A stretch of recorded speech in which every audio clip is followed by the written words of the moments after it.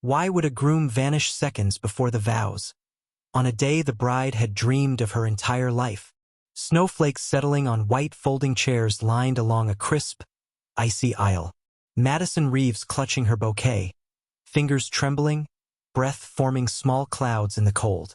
12:14 p.m., Cedar Ridge, Colorado. Outdoor winter wedding. She wasn't just left standing in the snow.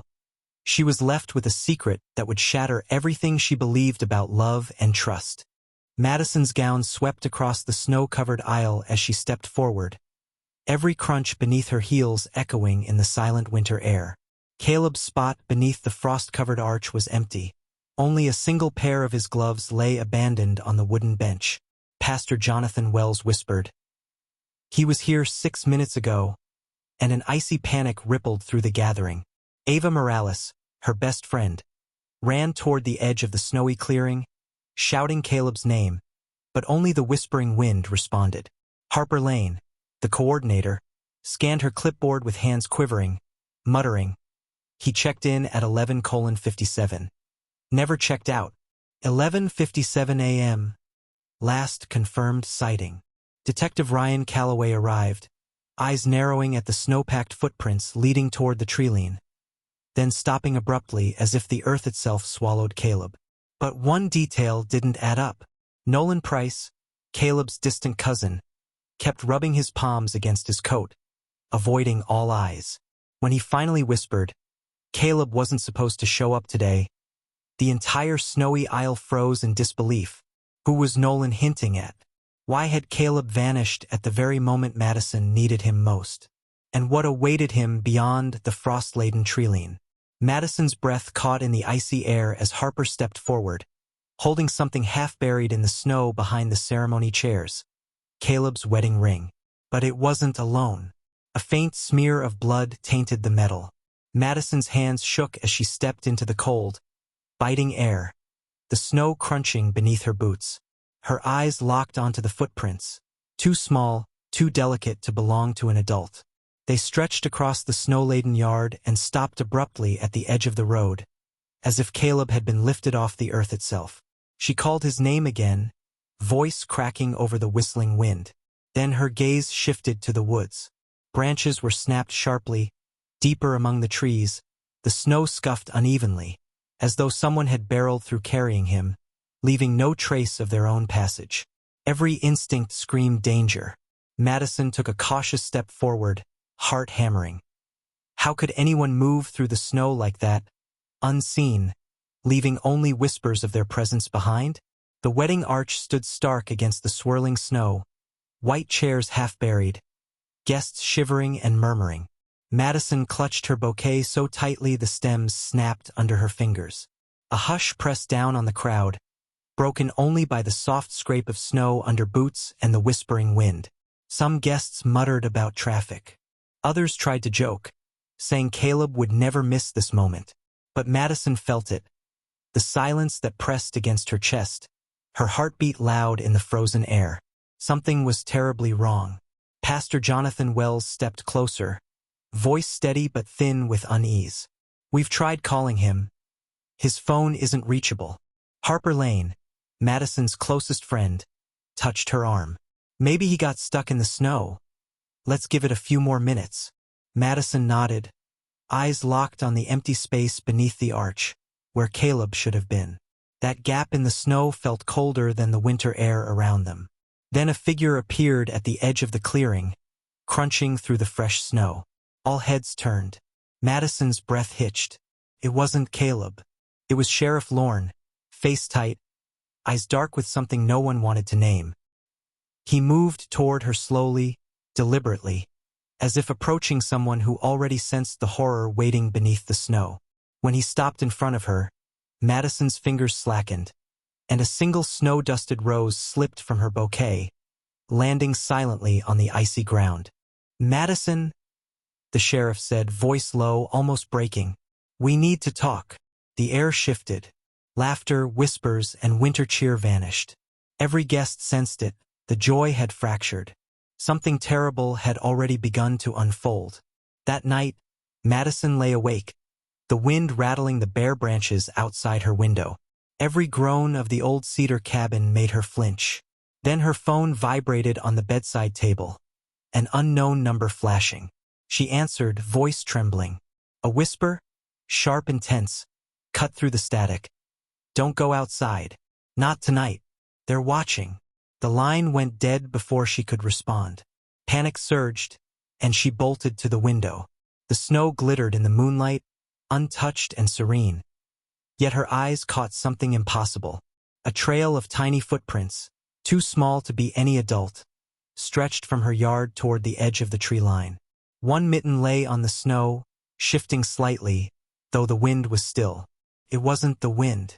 Someone or something had been here. Her heart pounded. She grabbed her coat, thinking to follow the trail. Then her phone buzzed again.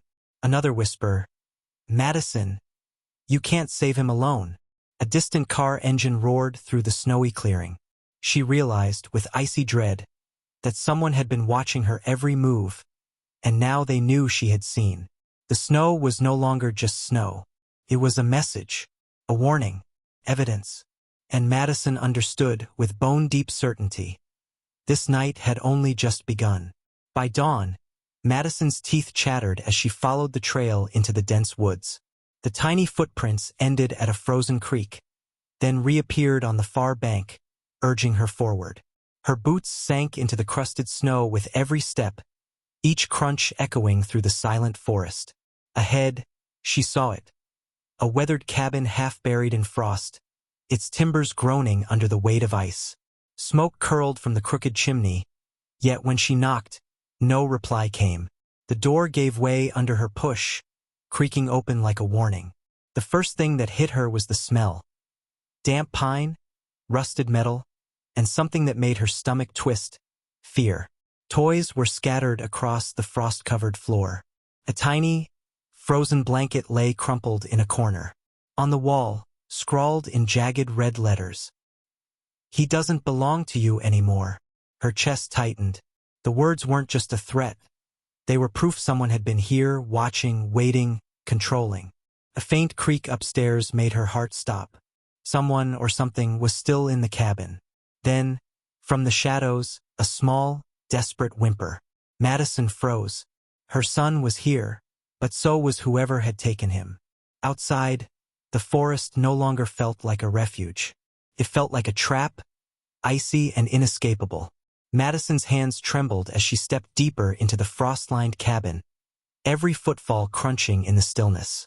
The whimper came again, closer, fragile, desperate. Her eyes darted to the corner where shadows clung to the walls, twisting with the dim morning light filtering through icy windows. And then she saw him, her son, bundled in a threadbare blanket, eyes wide with confusion and fear. Relief should have washed over her. But it didn't, because blocking the only path to safety was a man she had never seen before. He was tall, lean, and unervingly still, like a figure carved from the shadows themselves. His eyes gleamed with a cold, calculated calm. "I told you not to come," he said softly, his tone almost gentle, but every word dripped with threat. Madison swallowed hard, pulse hammering. "Let him go," she demanded, voice stronger than her trembling body felt.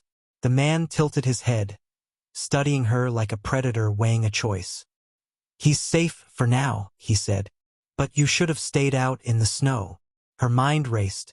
Who was he? Why target her? How had he predicted she would follow the trail in the snow? She looked down at her son and realized the tiny footprints outside weren't just clues. They were bait.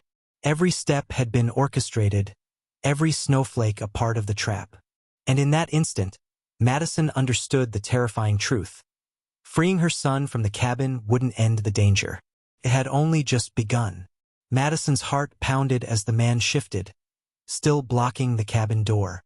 Her son clutched her coat, shivering from fear and cold. Every instinct screamed to flee, but the frozen walls of the cabin seemed to shrink around them. Then, faint, distant but growing, the wail of sirens pierced the quiet morning.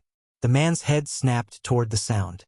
In that fraction of a second, Madison grabbed her son and sprinted into the snow. Crunching under her boots, Each step echoed urgency and hope. The flashing blue and red lights bounced off frost-covered trees, illuminating their path. The man lunged, but officers emerged from the tree line, tackling him to the ground before he could escape. Madison collapsed onto the snow, clutching her son tight, tears freezing on her cheeks. Relief flooded her, a mixture of fear, exhaustion, and triumph.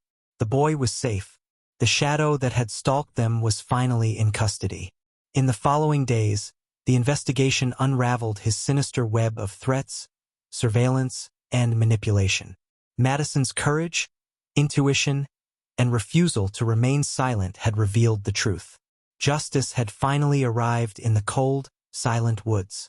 As the snow melted and sunlight returned to Cedar Ridge, the town slowly exhaled, freed from the icy grip of fear that had haunted their streets.